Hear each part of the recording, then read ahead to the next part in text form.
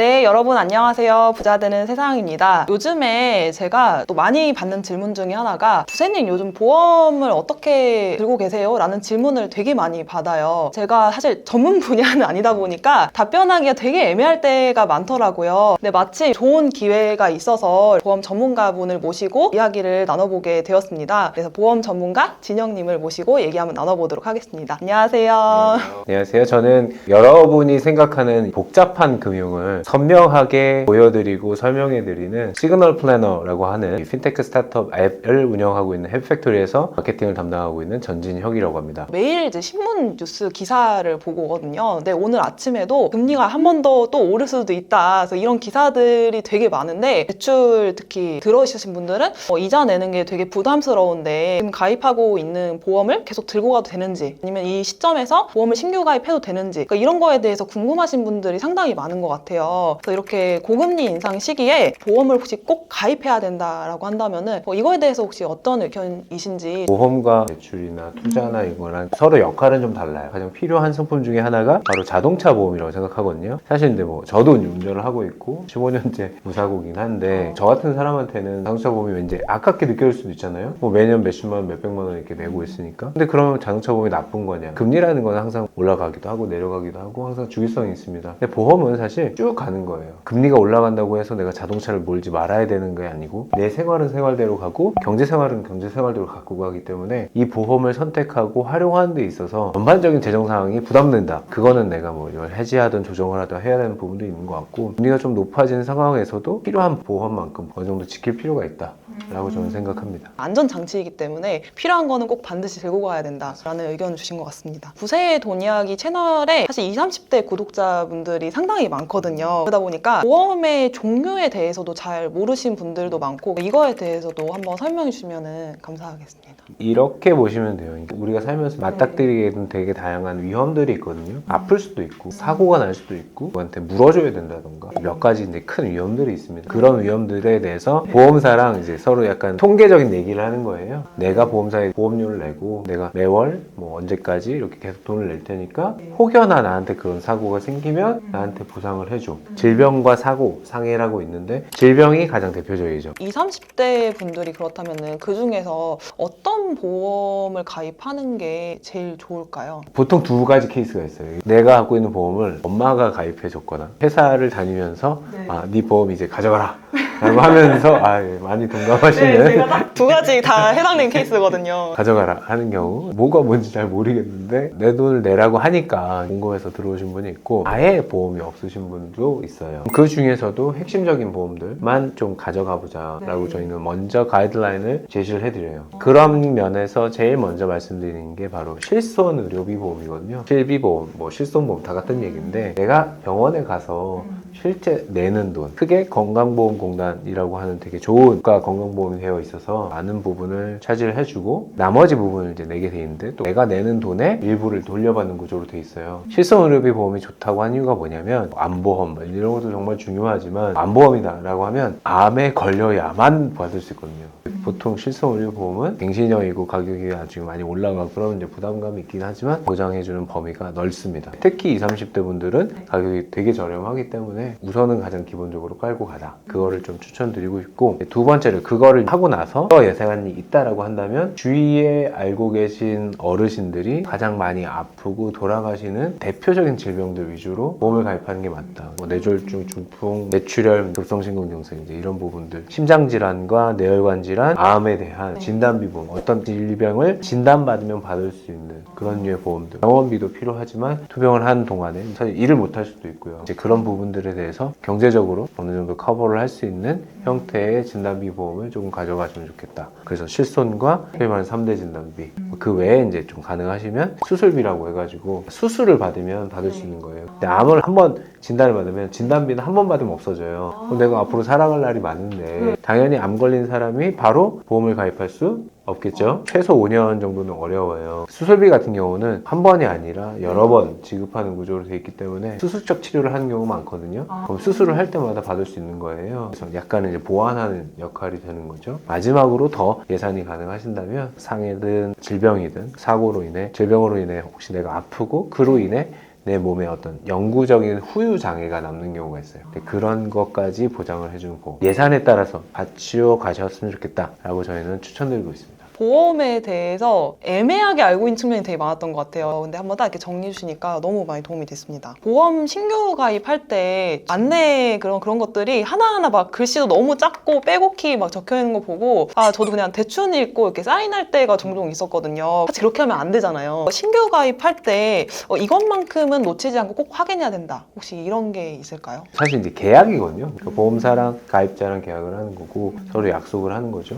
근데 결국은 내가 기대하는 거는 내가 아팠을 때 사고를 당했을 때 뭔가 보상을 바라는 건데 그 보상을 받지 못하는 케이스에 대해서 짚어놓은 부분들이 있어요. 요즘은 이제 약관까지 찾아보기도 어렵기 때문에 이제 보험을 가입하게 되면 사인을 하는 처약서에도 상품 설명서에도 해당 부분들을 명확하게 명시하게 돼 있습니다. 그런 부분들 정도는 꼭 숙지하시고 대표적으로 대다수의 이제 암보험 같은 경우는 약간 이제 모럴 해저드 때문에 내가 암 걸린 상태에서 암보험 가입할 수도 있잖아요. 혹여나하는 그런 가능성이 있기 때문에 가입하고 90일 내에는 암 진단을 받아도 지급하지 않아요. 건강검진을 만약 받으실 거면 최소 90일 전에 보험을 종료하고 가입까지 하면 그나마 이제 리스크를 좀 더 줄일 수 있다. 90일까지는 아예 못 받고 가입한 지 1년 이내에 만약에 진단됐을 때는 90%만 지급하는 형태의 보험들이 많이 있습니다. 약관이나 이런 거에 다 써 있거든요.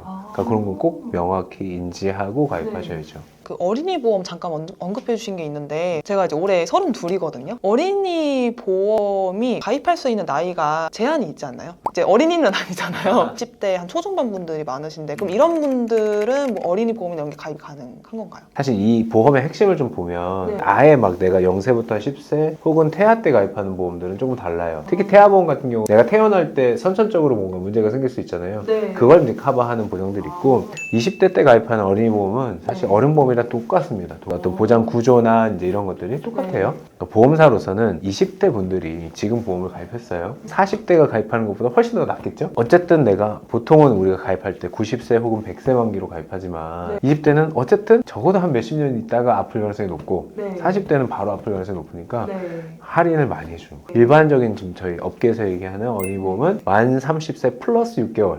부세님은 안타깝게도 지금 2023년도 3월 기준 4개의 보험사가 좀 경쟁적으로 만 30세가 아닌 만 35세까지 어린이 보험 가입 가능 연령을 연장했어요. 만 30세에서 35세에 해당하는 분들은 저희 회사 앱에 들어오셔서 상담 신청을 하시면 어린이보험 가입 가능한 보험사 상품으로는 어린이보험으로 해드리고 그 외에는 일반 성인보험으로. 사실 어린이보험이라고 해서 다 싸고 그런 건 아니거든요. 다 비교를 하나하나씩 해드리고 같은 보장에서 더 저렴한지 다 보여드리고 있어요. 저도 어린이 보험을 들 수 있는 가능성이 있어요. 네, 가능성이 포기하지 마세요. 본 광고는 광고 심의 기준을 준수하였으며 유효기간은 심의일로부터 1년입니다.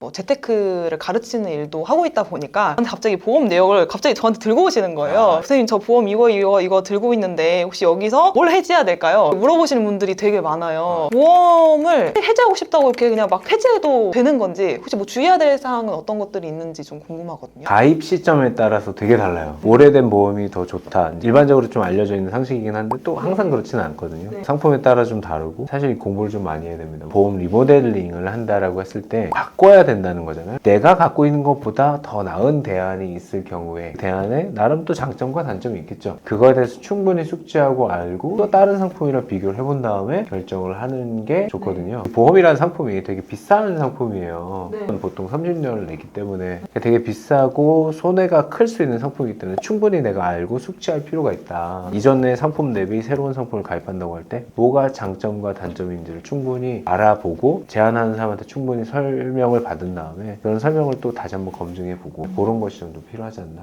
그런 생각을 해봅니다. 그런 분들도 계시더라고요. 보험을 아예 그냥 미납을 해버리는 거예요. 일정 기간이 지나면은 보험이 자동으로 해지가 되잖아요. 근데 이게 사실 간단하게 생각할 문제가 아닌데 굉장히 원금 손실이나 뭐 그런 것도 되게 클 수가 있는데 이런 부분들은 좀 주의를 해야 되는구나라고 잘 말씀해 주신 것 같습니다. 미납을 하면 이제 실효가 되고 그 다음에 결국 해지가 되는데 실효가 되기 전까지 그러니까 약간은 이제 활용하는 방법이죠. 내가 미납하고 나서 한 2달 정도 왔다 갔다 하는 기간 동안 그 보험이 살아있거든요. 내가 돈을 내진 않았지만 그 사이에 보험 사고가 발생한다면 내가 보험사로부터 돈을 받을 수 있는 거예요. 이렇게 딱 얘기하면 이거 개꿀인데?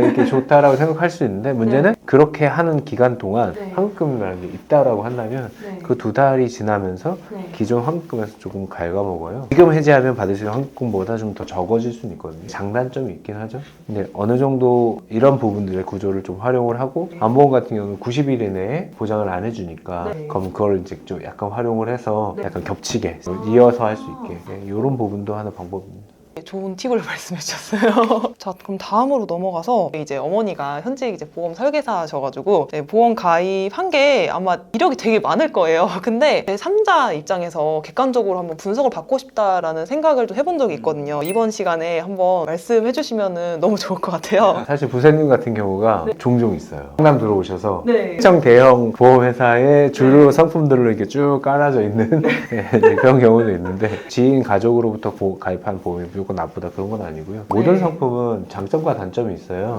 인지하고 이 단점이 있지만 이런 장점이 있기 때문에 이걸 가입했다라고 내가 알고 있으면 사실 문제가 없어요. 우선은 이제 CI 보험이라는 게 있습니다. 종신사망보험이에요. 그러니까 죽었을 때 돈 주는 거죠. 만약에 살다가 먼저 질병이 걸린다라고 한다면 선지급 형태죠.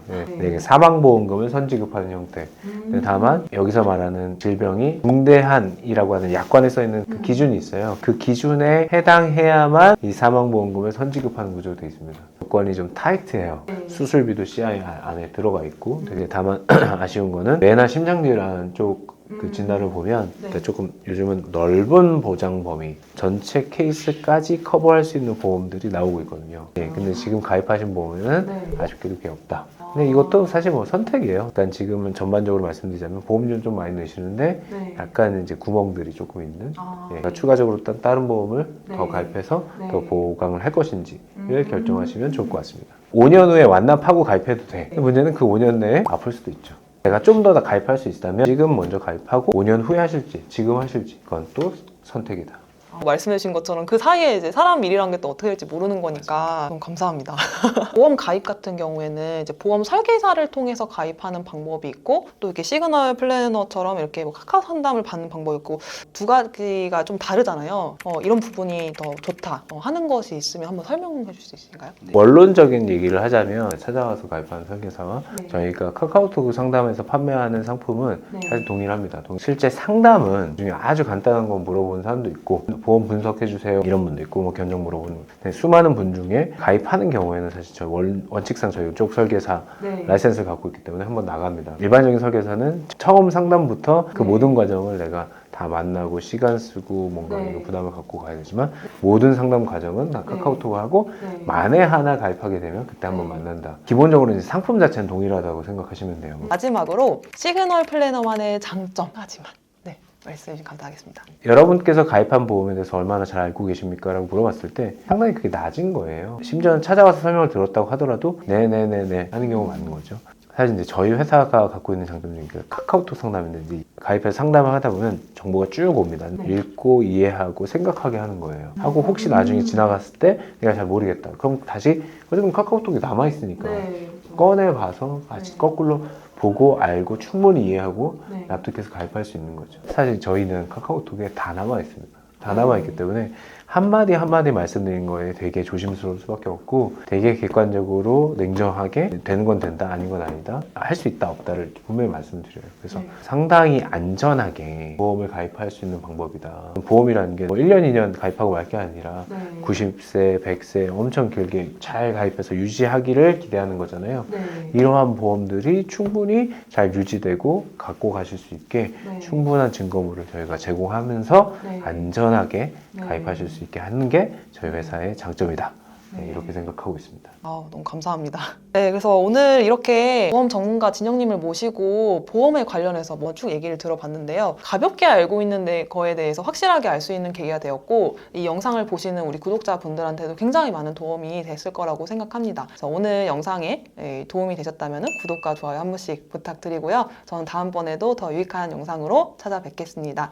여러분 감사합니다. 감사합니다. 본 광고는 광고 심의 기준을 준수하였으며 유효 기간은 심의일로부터 1년입니다.